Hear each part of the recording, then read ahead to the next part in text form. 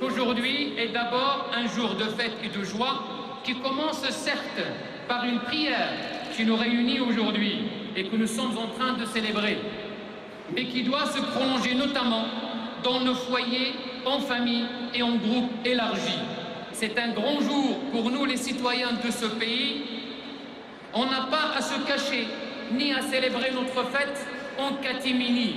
Nous sommes chez nous, vous êtes chez vous, et on doit s'afficher en tant que tel. Et notre société, qui est de nature tolérante, ne fera bien sûr, qu'apprécier et partager avec nous ces moments de joie et de fête. En attendant bien sûr que ce jour, ainsi que celui de l'Aïd el-Kibir, soient des jours fériés pour toute la société française.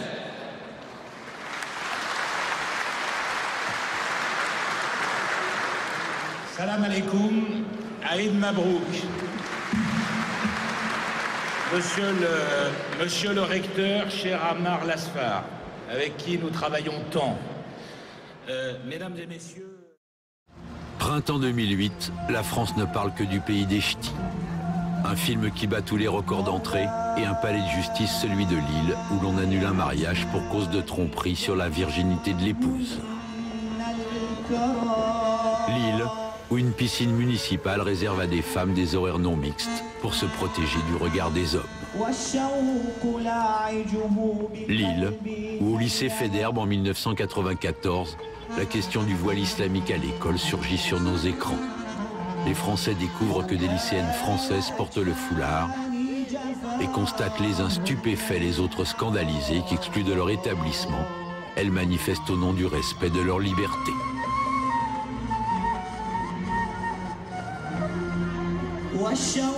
Depuis, on ne porte plus le voile au lycée Faidherbe. Celles qui veulent étudier leurs cheveux couverts peuvent le faire au lycée Averroès, le premier lycée privé musulman de France, ouvert dans les locaux de la mosquée de l'île Sud et sous contrat d'association avec l'État depuis la rentrée 2008.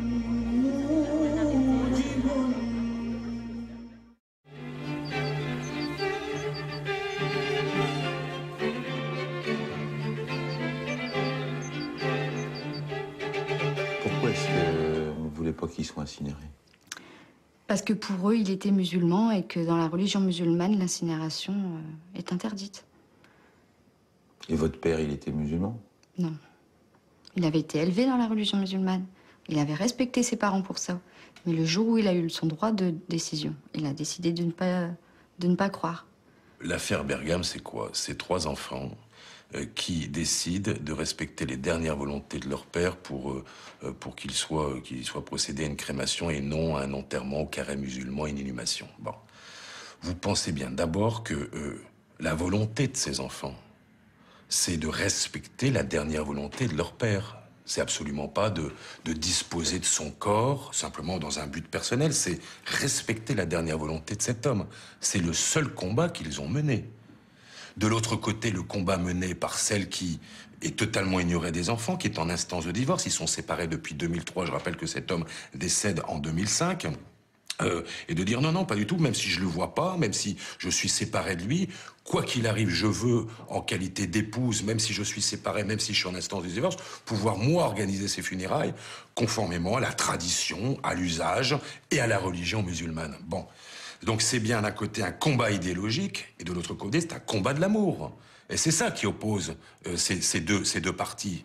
L'amour que ces enfants ont pour leur père et le respect de ses dernières volontés, et de l'autre côté, le combat de l'islam, de la religion, pour, quoi qu'il arrive, qu'il y ait une primauté de cette religion dans l'organisation de ces funérailles, et non pas le respect des dernières volontés de cet homme. Est-ce que c'est pour ça ou pas? Mais apparemment, vu qu'on gagnait de procès en procès au départ, on a eu le recteur de la mosquée, Ammar Lasfar, de Lille, qui est venu une fois au tribunal.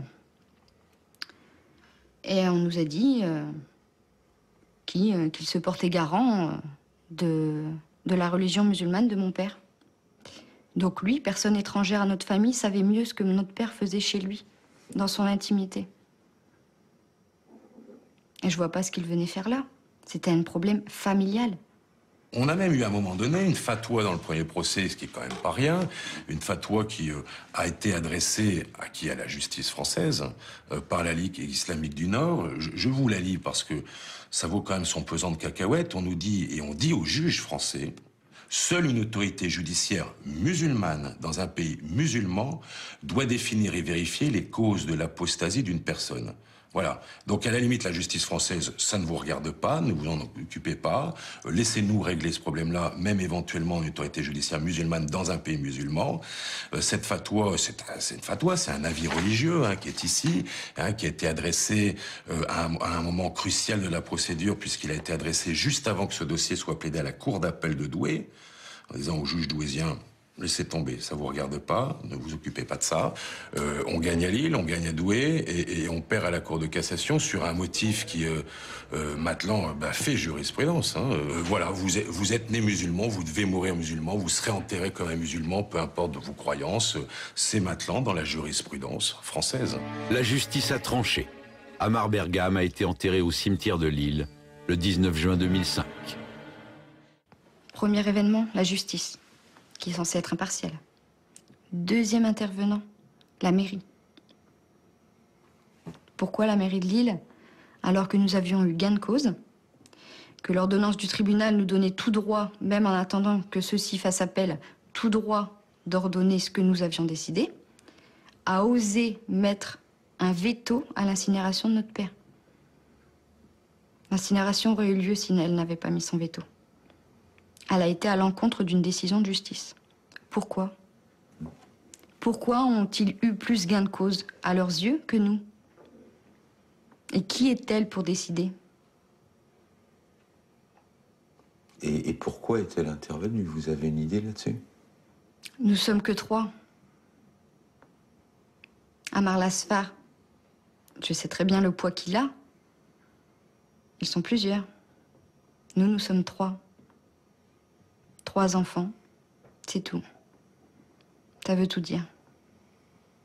On n'a pas le même poids électoral.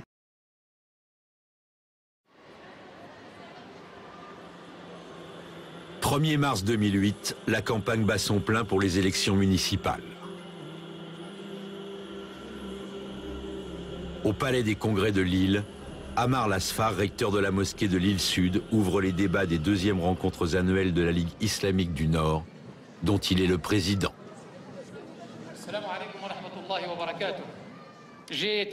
Personnalité incontournable de l'islam et de la vie politique du Nord-Pas-de-Calais, il a 1 an auparavant créé la polémique en appelant à un vote musulman à l'occasion des élections législatives. Voilà.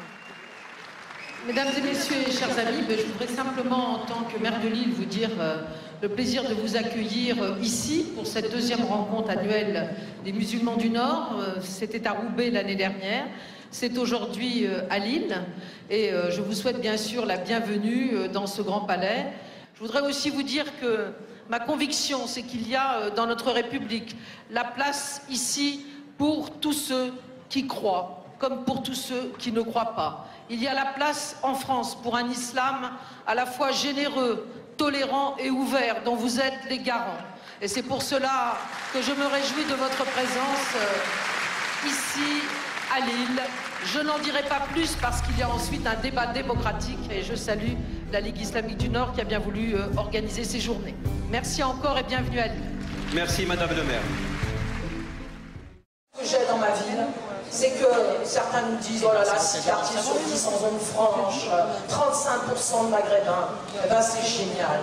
Moi je m'emmerde dans des villes où on est tous pareils. Voilà.